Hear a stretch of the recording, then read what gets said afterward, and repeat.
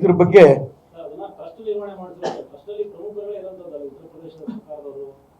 ಯಾರೇ ಇದ್ರು ಅಕಸ್ಮಾತ್ ಇದ್ರು ಅನ್ಕೊಳ್ಳಿ, ಒಂದು ಕುಟುಂಬದಲ್ಲಿ 10 ಫ್ಯಾಮಿಲಿ ಇರುತ್ತೆ.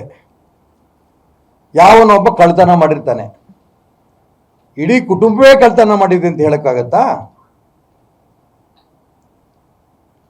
RSS ಬಿಜೆಪಿ ಇದನ್ನೆಲ್ಲ ತರ್ತಾ ಇದ್ದಾರಲ್ಲ, ನಾನು ಅವ್ರಿಗೆ ಕೇಳಕ್ಕೆ ಇಷ್ಟಪಡ್ತೇನೆ.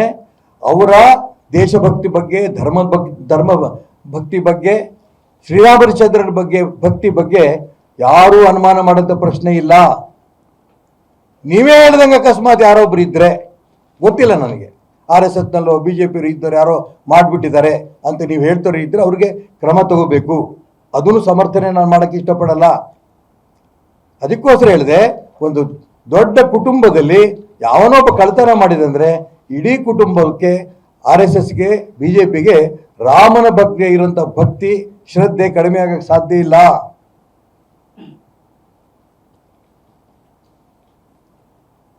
ಟ್ರಸ್ಟ್ ಬಗ್ಗೆ ಹೇಳಿ, ಬರೀ ಟ್ರಸ್ಟ್ ಅಲ್ಲ, ಎಲ್ಲರ ಬಗ್ಗೆನೂ ಹೇಳ್ತಿದ್ದಾರೆ. ಏನು ಪತ್ರಿಕೆ ಟಿವಿ ನೋಡಿದ ತಕ್ಷಣ ಏನು ಮೋದಿಯವರು ಹಂಗ್ ಮಾಡಿದ್ರು ಹಿಂಗ್ ಮಾಡಿದ್ರು, ಕೇಂದ್ರ ಸರ್ಕಾರಕ್ಕೆ ಬಂತು, ಈಗೇನು ಮಾಡ್ತಾರೆ, ಯೋಗಿ ಬಗ್ಗೆ ಹೇಳ್ತಾರೆ, ಮೋದಿ ಬಗ್ಗೆ ಹೇಳ್ತಾರೆ, ಹೇಳಿ, ತಂದೇನು ಅಭ್ಯಂತರ ಇಲ್ಲ.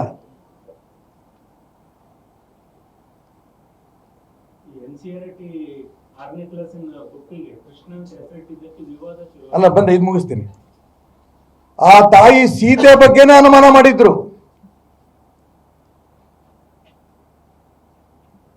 ನಾನು ಅದಕ್ಕೋಸ್ಕರ ಹೇಳ್ತಾ ಇದ್ದೀನಿ, ಇದು ರಾಮ ಮಂದಿರದ ಇತಿಹಾಸ ಸೃಷ್ಟಿ ಮಾಡಿದ ಎಷ್ಟರ ಮಟ್ಟಿಗೆ ಸತ್ಯವೋ ಅಷ್ಟೇ, ಯಾವ ಕಾರಣಕ್ಕೂ ಕೂಡ ಯಾವ ದುಷ್ಟರಿದ್ದಾರೆ, ಯಾರು ದ್ರೋಹಿಗಳಿದ್ದಾರೆ, ಲೂಟಿಕೋರರಿದ್ದಾರೆ, ಅವ್ರನ್ನ ಅರೆಸ್ಟ್ ಮಾಡಬೇಕು, ಅವ್ರ ಬಗ್ಗೆ ಕ್ರಮ ತಗೋಬೇಕು.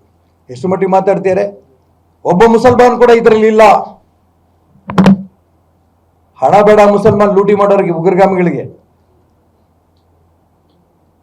ದೇವಸ್ಥಾನವನ್ನೇ ಬ್ಲಾಸ್ಟ್ ಮಾಡಬೇಕು, ಅಯೋಧ್ಯೆ ರಾಮ ಮಂದಿರ ಬ್ಲಾಸ್ಟ್ ಮಾಡಬೇಕು ಅಂತ ಪ್ರಯತ್ನ ಮಾಡಿ ಸಿಕ್ಲಿಲ್ವಾ?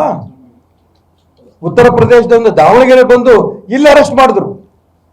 ಅಂತ ದೇಶದ್ರೋಹಿ ಉಗ್ರಗಾಮಿ ಮುಸಲ್ಮಾನರ ಬಗ್ಗೆ ಎಚ್ಚರಿಕೆಯಿಂದ ಇದ್ದೇ ಇದೆ ಸರ್ಕಾರ, ಅದ್ರಾಗೇನು ಅನುಮಾನ ಇಲ್ಲ. ಅವ್ರ ಉದ್ದೇಶ ಅದು. ಅದನ್ನ ಇಡೀ ರಾಮ ಭಕ್ತರು ಗಮನಿಸಬೇಕು.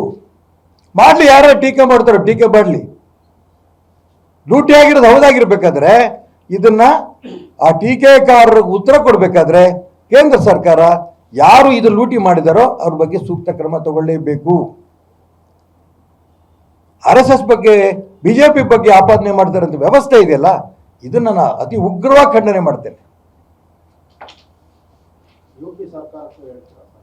ಯಾರು ತಪ್ಪು ಮಾಡಿದ್ರು ಅಂತ ಎಲ್ರು ಅಂತಂದ, ನಾನೇ ತಪ್ಪು ಮಾಡಿದ್ರು, ನಾನು ಲೂಟಿ ಮಾಡ್ಕೊಂಡ್ಬಂದು ನಾನು ಅರೆಸ್ಟ್ ಮಾಡಲಿ.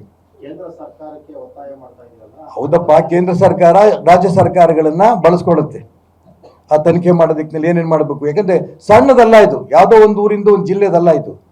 ಇಡೀ ಪ್ರಪಂಚ ಶ್ರೀರಾಮಚಂದ್ರನ ಅಯೋಧ್ಯೆ ರಾಮ ಮಂದಿರದ ಬಗ್ಗೆ ಬಹಳ ಸಂತೋಷ ಪಡ್ತಾ ಇರೋ ಸಂದರ್ಭದಲ್ಲಿ ಯಾವುದೋ ಜಿಲ್ಲೆಯೋ ರಾಜ್ಯಕ್ಕೂ ನಾನು ಸೀಮಿತ ಮಾಡೋಕ್ಕೆ ಇಷ್ಟಪಡಲ್ಲ.